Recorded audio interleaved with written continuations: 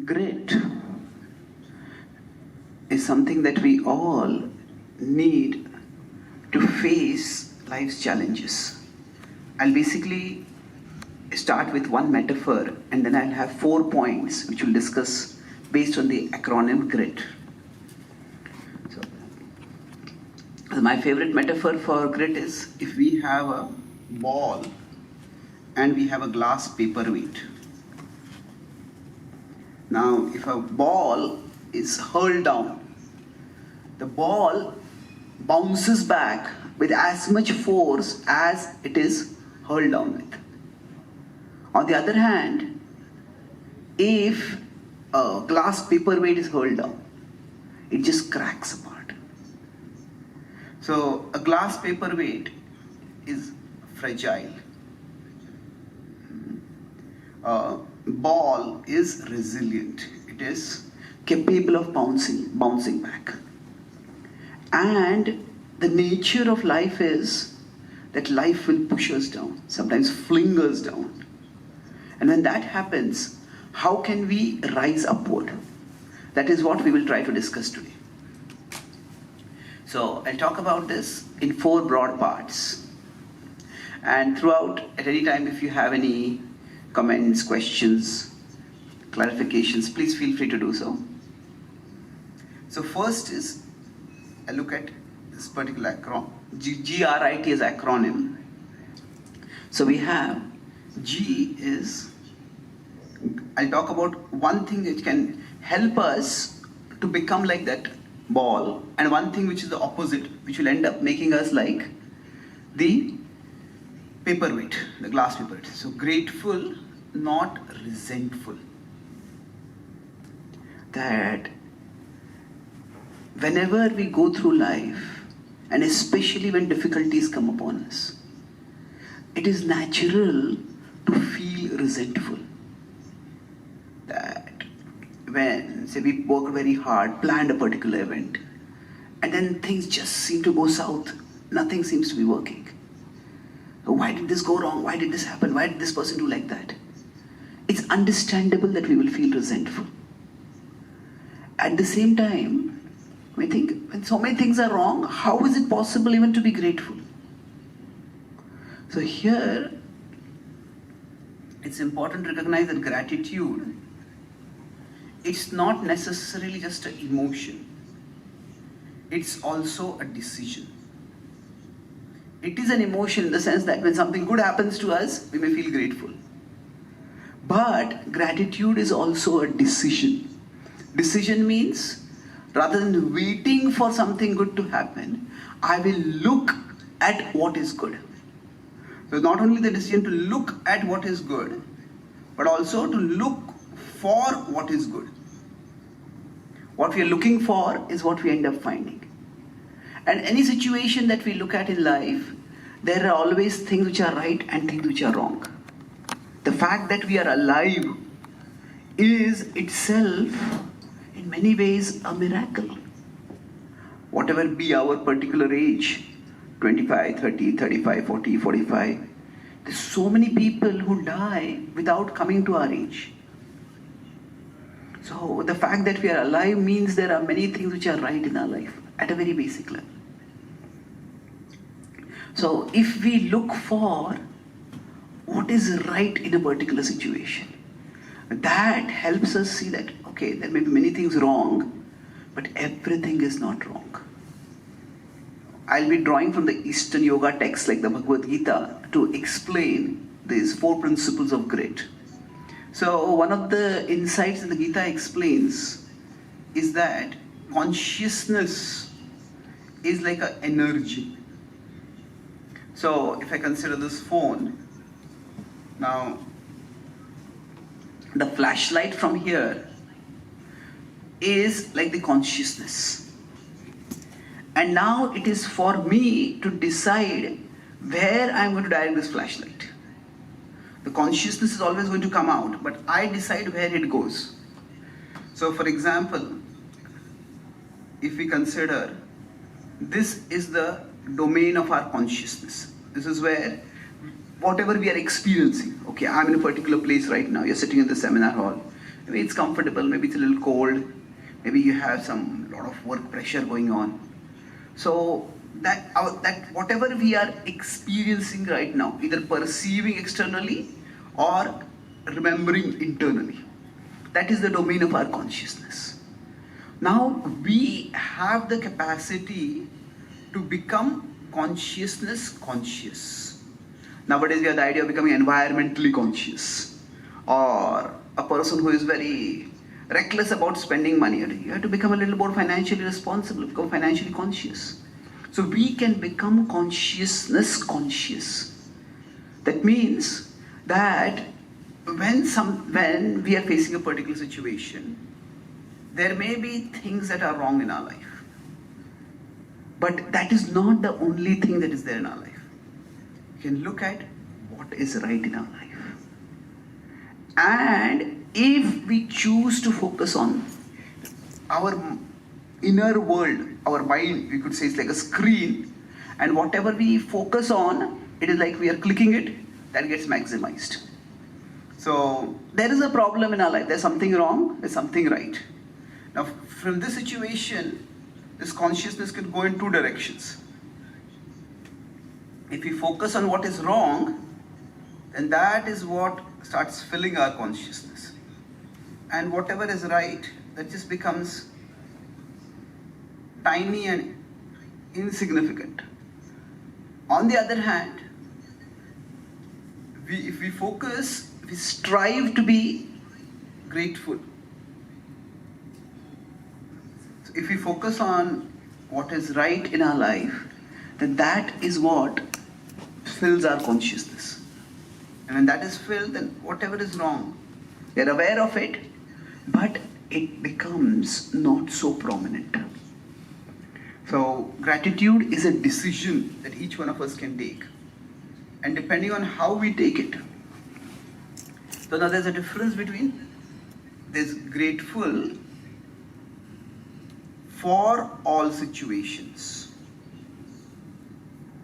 and as grateful in all situations. Now, for is often difficult because there are bad situations that happen in life.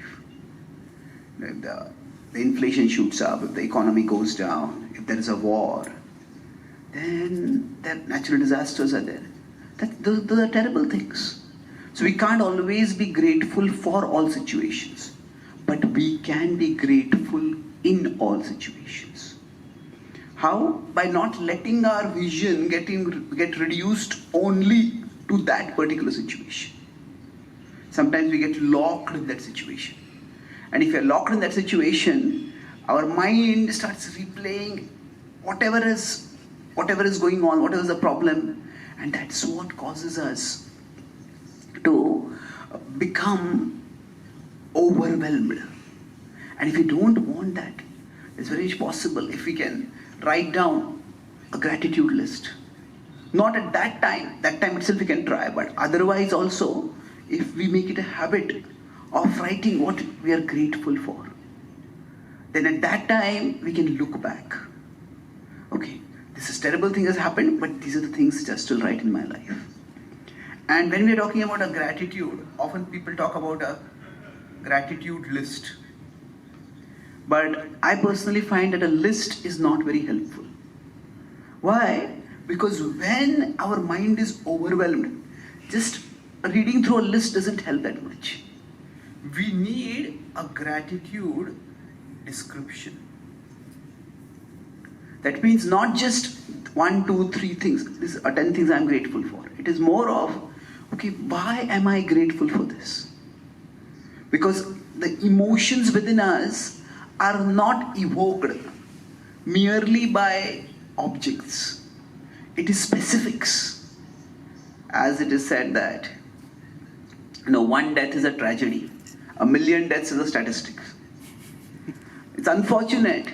But if we hear somewhere far away, okay, 1 million people care, it's horrible, but it's a statistic.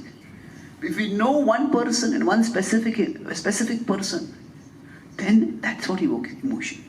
So with respect to gratitude, if we can write down why we are grateful about something, and then we come back to that later. Then we reread that. We could, if we are more artistic, we could draw. If we are more verbal, we could speak and keep it as a recording.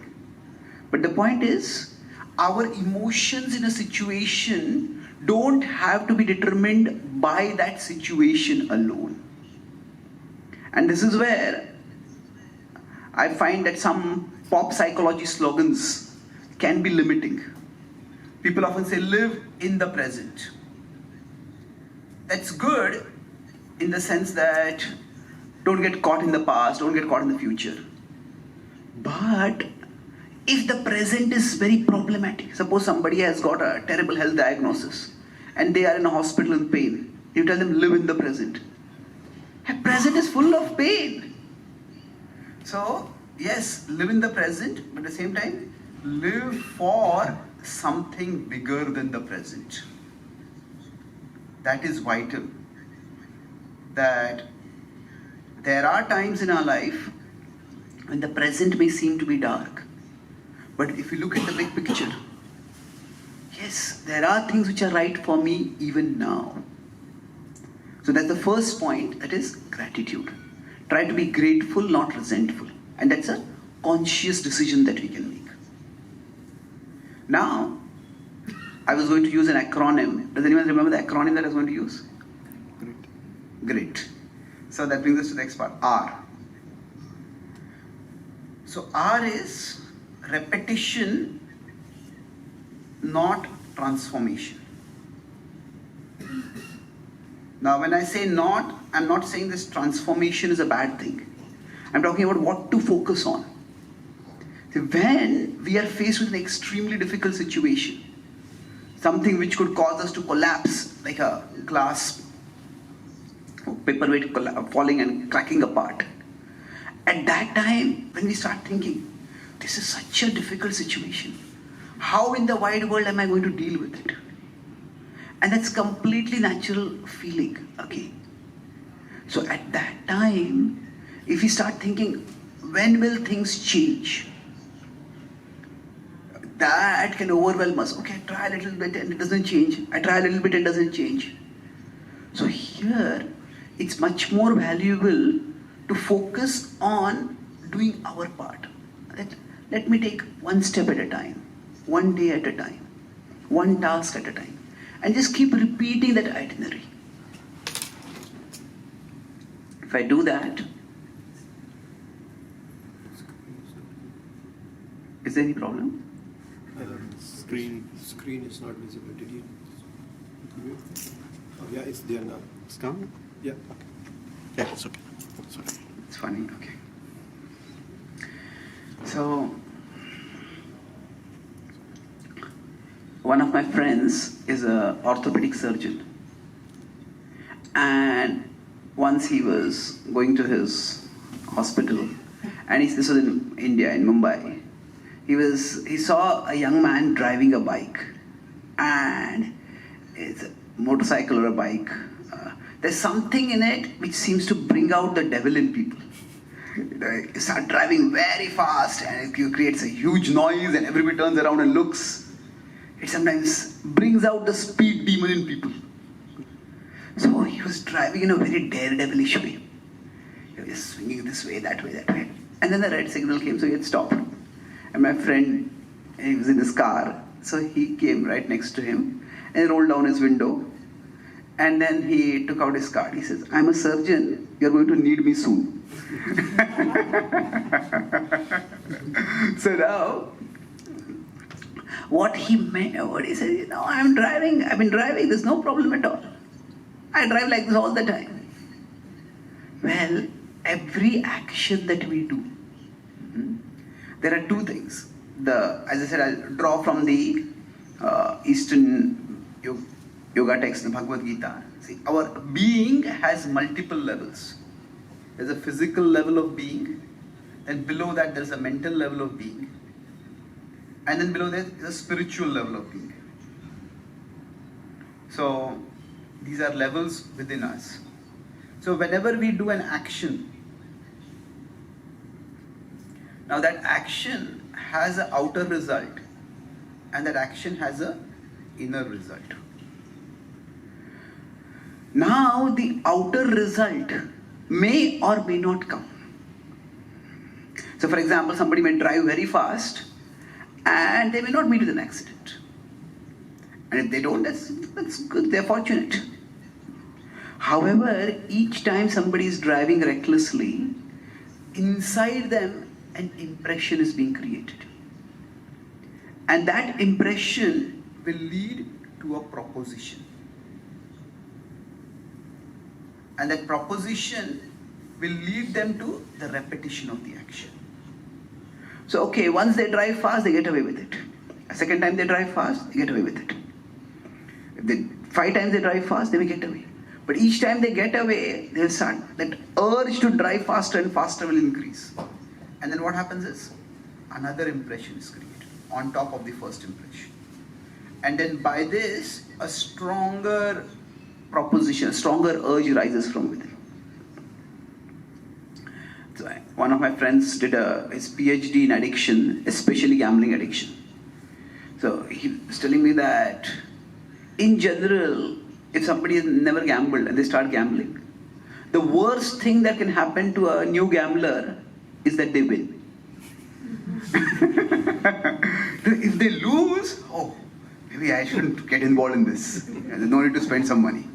But if they win, then they get hooked. Oh, there's so much quick money here. And you get the money once, and then they lose 10 times, but each time, oh, next time I'll win, next time I'll win. And they start putting in more and more stakes over there. So for every action, there is an outer consequence and there's the inner consequence. And sometimes the outer consequence may not come, but the inner consequence is coming. And that inner consequence may eventually be much more consequential. Our mind is remarkably reshapeable. Or if we talk in terms of our brain, the neuronal connections in our brain are getting rewired based on how we are functioning. So if we keep repeating a particular action, the brain gets rewired accordingly. Now, while this principle is often talked about to caution us about not doing negative actions, the inner mechanisms are value neutral. What applies for the negative also applies for the positive. So for example, we are going through a very difficult situation and we are doing our best, but nothing seems to be improving. We are working hard, but still maybe the economy is grim and the job situation is not at all encouraging. And that way, what is the use of my doing something? But the point is that even if what we are doing is not giving external results, it is actually creating inner impressions. And if we are doing our part responsibly, then that is creating healthy impressions within us. A student may be studying, but maybe they're not getting good marks. Maybe we are performing, but we're not getting recognized. But maybe we are doing our job. But what will happen is, even if there could be many reasons, maybe there's office politics, maybe there is some bias, maybe whatever it is, sometimes we may not be recognized for what we are doing. But each time we are doing our part diligently, we are reshaping our own character. We are improving ourselves internally. And this inner focus is what can help us move forward. When we are going through extremely difficult and dark situations, at that time, when there doesn't seem to be any light at the end of the tunnel. And sometimes you see a light, and then it turns out it's the light of a train charging at us. And all that you do is get out of the way. So sometimes life can be very difficult.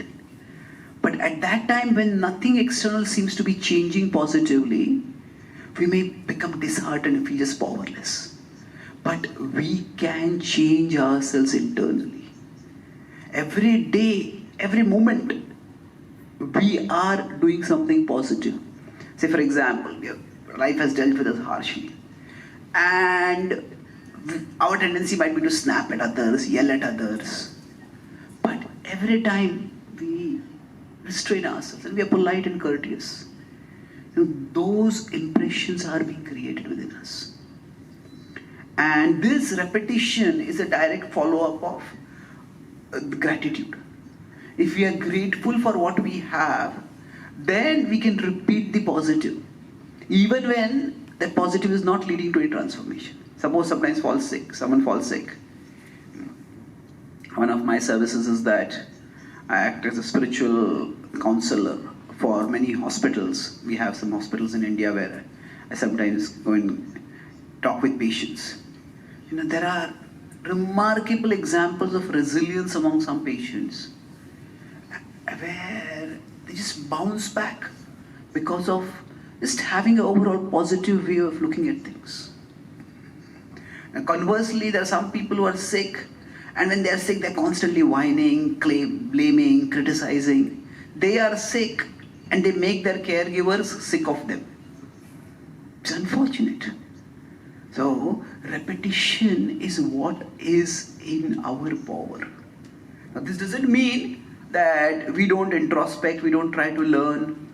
But if we know this is the right thing to do, and I'm doing my part right now, then just that focus on doing our part can help us get a sense of self-worth in that situation.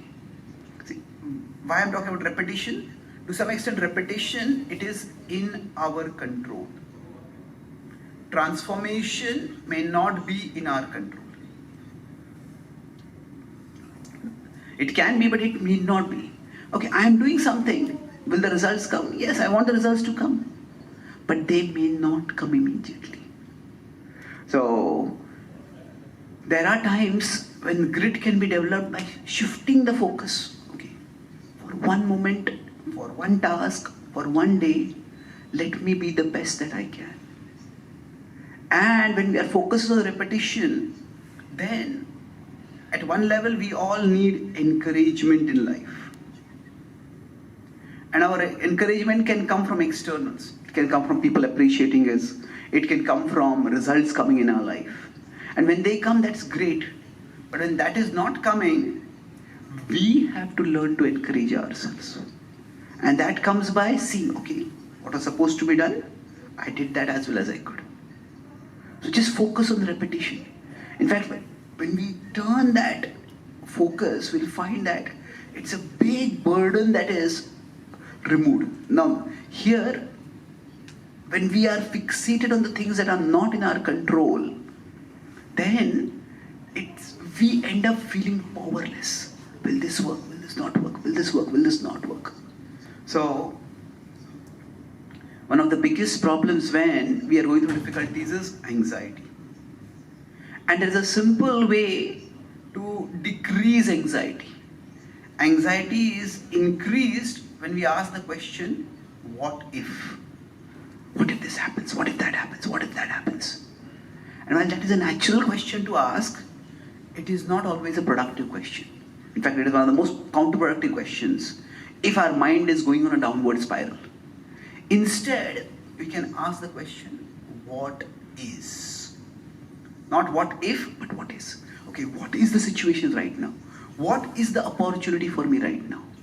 What is it that I can do right now? So, the Gita, in one of its key verses, it says that focus on the process, not on the progress or the success. Progress and success will come, but the focus can be on the process. We live in a world which only looks at the success, and some people try to shortcut the process, but that's not very sustainable. Once, two friends had gone to a bar, and one of them was drinking very heavily. The other person said, hey, I think you're drunk enough now, please stop. He said, no, I want to enjoy. And the next morning, this friend who had drunk a lot, he woke up. He said, I knew it was a bad idea. And then the first person said, I told you drinking so much was a bad idea. He said, no, drinking was a great idea. Waking up was a bad idea. So, sometimes what happens is we think that if I can only dodge the consequences of my actions, everything is fine. But but those consequences are going to come, and they're positive as well as negative. If you're repeating something, the positive results will accumulate. And that brings me to the third part. What is the third part? Acronym I. So I is intelligence, not indignance. Sometimes when life treats us unfairly, when people treat us unfairly, it's very easy to feel indignant. Why did this happen? Why is this person treating me like this? And that's fair enough. But intelligence means that we start seeing the bigger picture. So normally what we think is, okay, I do an action and then that leads to a result. So if I am being polite with you, why are you being so mean to me? If I am working hard, why are the results not coming? So normally we expect that the action will lead to result. And that's a fair enough understanding. At a basic level, this is the Eastern concept of karma, that actions lead to results. But there is something more in this. That it is not just action. There is, along with action, there is time. We all understand as we start growing that some results come after some time. If a small child puts a hand near fire, they feel unbearable heat and they move away from it. The action and the result comes immediately. But if that same child eats maybe a dozen ice creams on a cold evening, maybe at that time it feels yes. But the next morning, in the previous evening it was ice cream, now it is ice cream. You feel a terrible throat. Sometimes actions take time to get results. If a parent tells a mother tells a child that you drink this milk, you take this nutritious food, you'll become strong. And the child says, okay, I drank a glass of milk, now let's see my biceps. It's not going to increase immediately. So there is a time duration. And in life, sometimes different actions and their results, they can have differing time durations in between. So this, if we consider our action to be our duty, whatever we are expected to do, not in a duty in a sense of a burden, but in the sense of the right thing to do. Duty plus duration, both come in. And then there is the desired result. So sometimes intelligence means to know that actions don't immediately lead to results. And therefore, intelligence leads to patience. So sometimes we may be very close to getting something desirable. We think, but I've gone so far. And feel, why should I continue? But intelligence means to know that our actions alone are not determining the results. For different activities, different time duration is required. And there's one more factor which draws from the yoga vision of reality, that there is destiny. There is destiny plus duty plus duration. That leads to a desired result. So now destiny, the word can have many different meanings. Some people say this was destined to happen. So that means they think it's inevitable, it was going to happen. Well, that's not necessarily exactly true. Destiny is used more in the sense that there are some situations, we all have some starting points. And we also have some situations that we are going to face. So if we consider life to be like a card game, then destiny refers to the hand that we are given. We all have certain starting points. We are born in a particular country, in a particular family, maybe with a particular genetic composition. And these things, we can't very easily change them. So these determine our starting point. And for some people, their destiny with respect to particular things may be favorable. Now, when I'm using the word destiny, it could be something as simple as talent. Some people, maybe if it's music or it's math or it is some sports, they just have the talent for something. And then they can do that thing very fast. So they get a head start in life in some ways. And so now destiny refers to the starting point that we have. If we consider life to be like a car drive, then each one of us has a particular kind of car. And the kind of car that we have is our destiny. Along with that, we are driving on a particular road. So the traffic conditions, the weather conditions that we are going to face, those are destiny. But how we drive is entirely up to us. But accepting that, say, if two people are driving and one person is driving through a crowded road, another person is driving through a very clear road, and we compare the two, and this person is going so fast, I am going so slowly. That's not a fair comparison, because in that situation, that is the only way the person can drive. So getting this bigger picture where we understand that certain things may be limited by destiny, that helps us keep perspective. When the idea is largely, any of us can do anything that we want. Well, maybe not. We all have certain starting points which we may not be able to change. But that doesn't mean it's a destiny. It determines where we begin. It doesn't determine where we go. But acknowledging this is where I am beginning from, this is what I am going through right now, that gives us a certain sense of acceptance.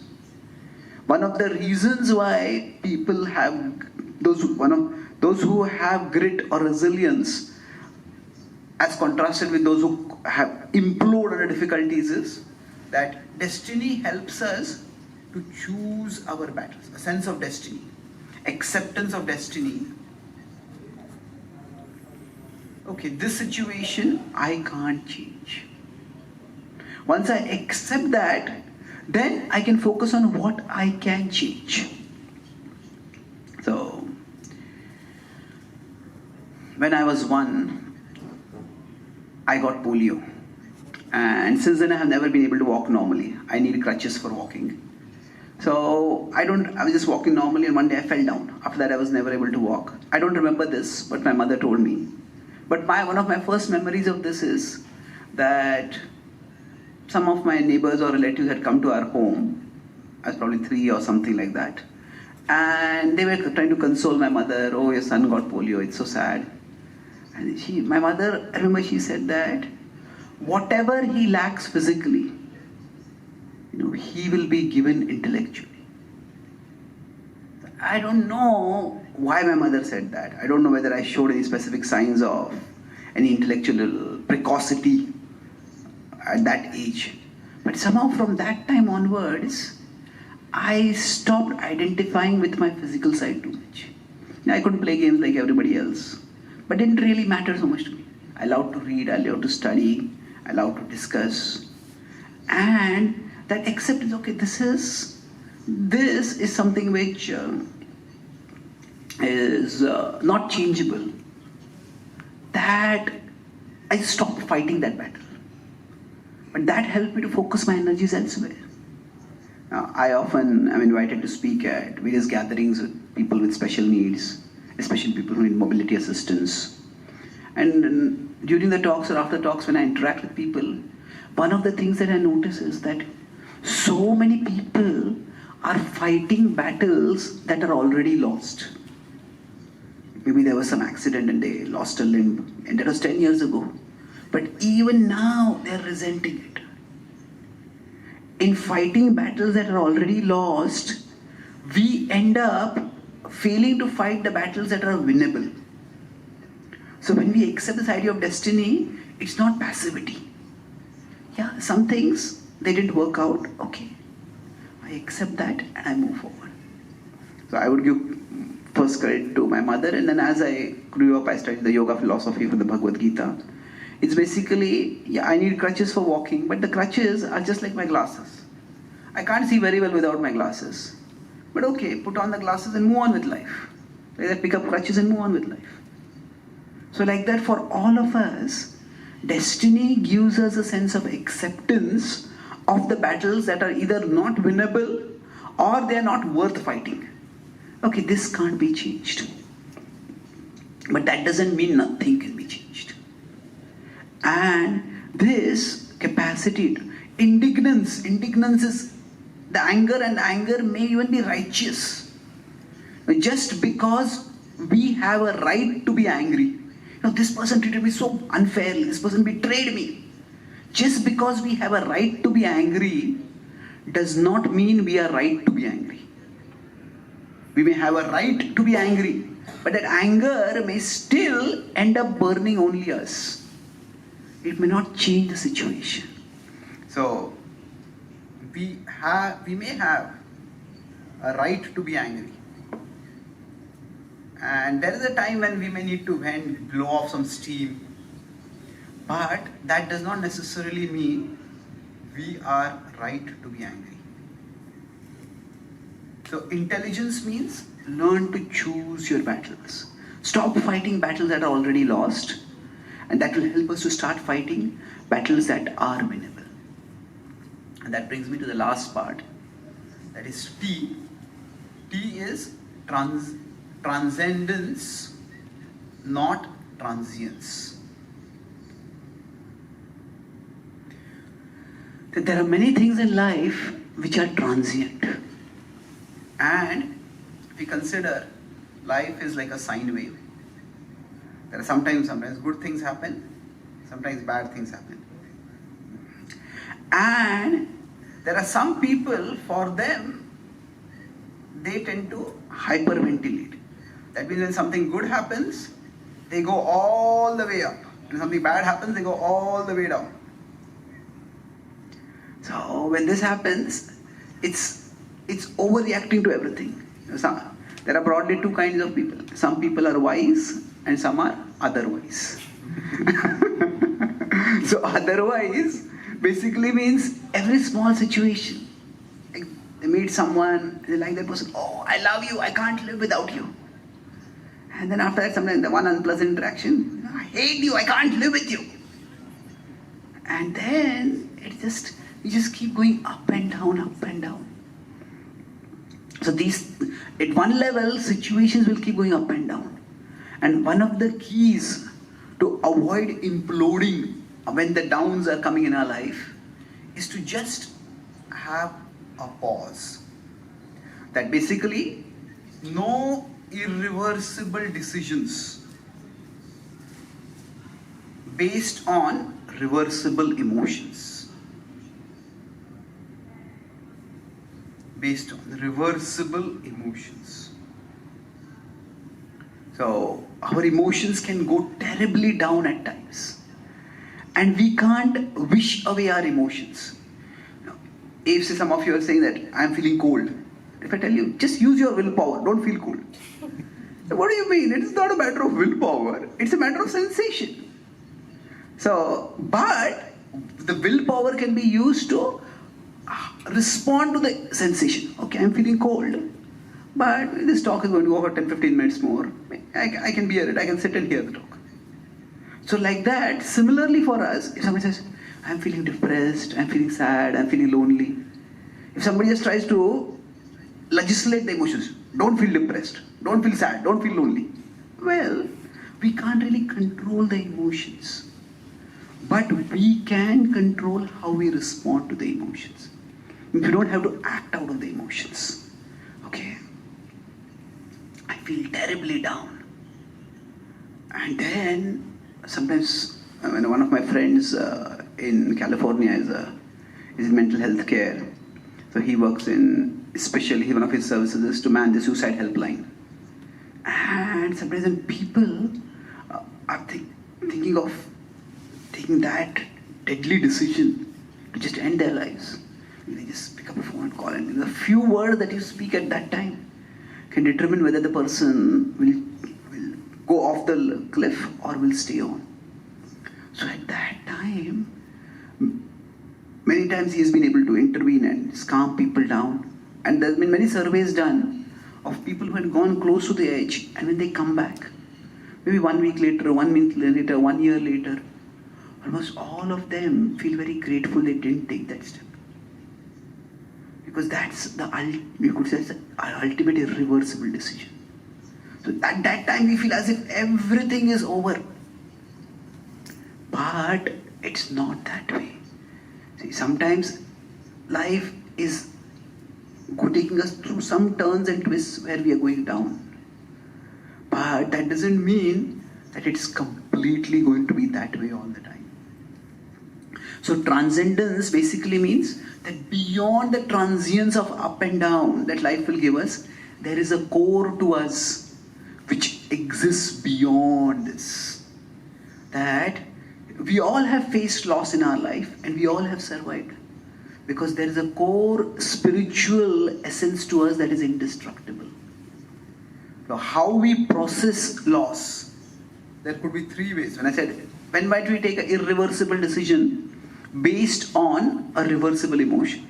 If we face loss and we say, I have lost. Okay, I put all my eggs in this basket, maybe I invested over here and I lost a lot of money.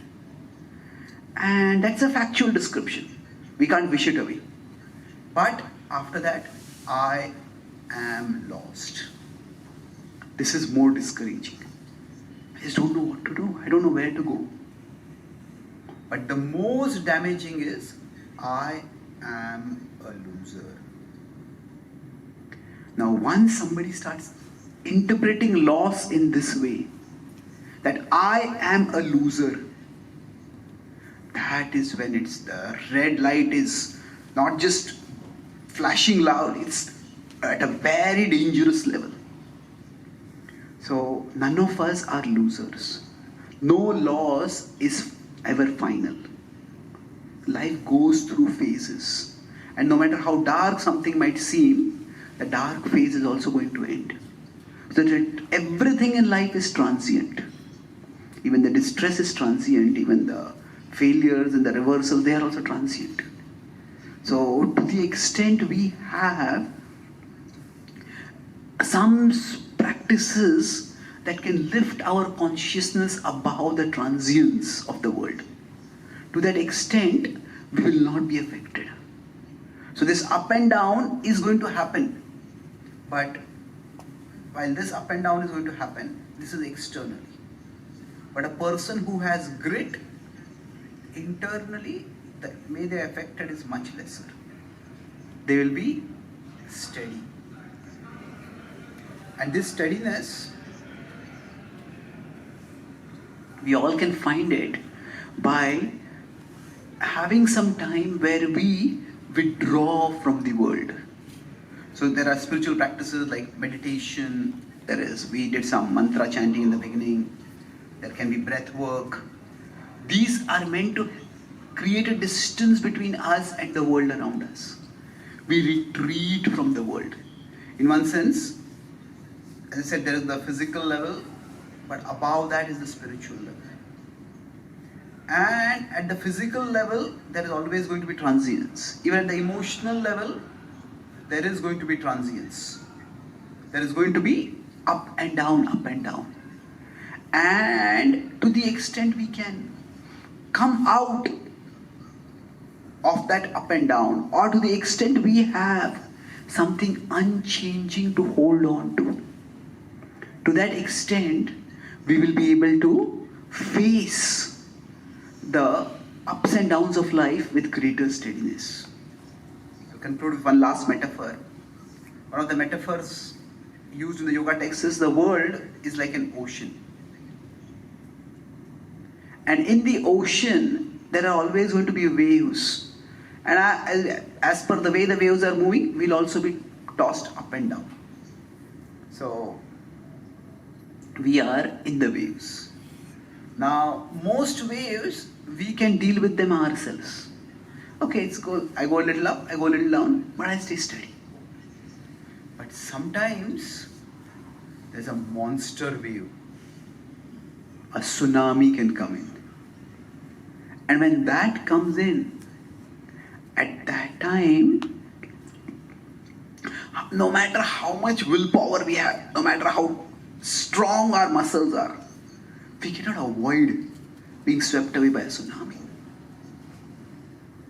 However, while we can't stop the tsunami, but that doesn't mean necessarily that we have to be swept away by it. If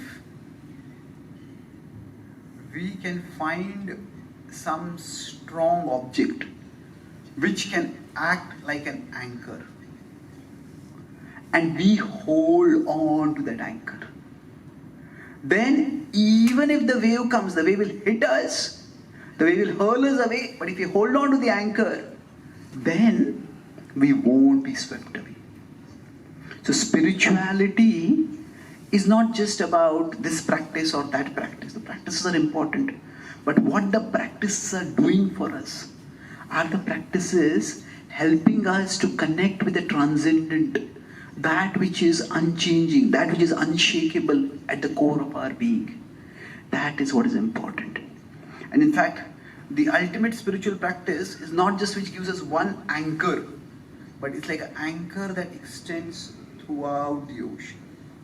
So even if we are swept away, wherever we be swept away, there the opportunity to hold on to the anchor is there. And many spiritual traditions have some understanding of an underlying reality, a source, a divine, unchanging foundation to all of existence.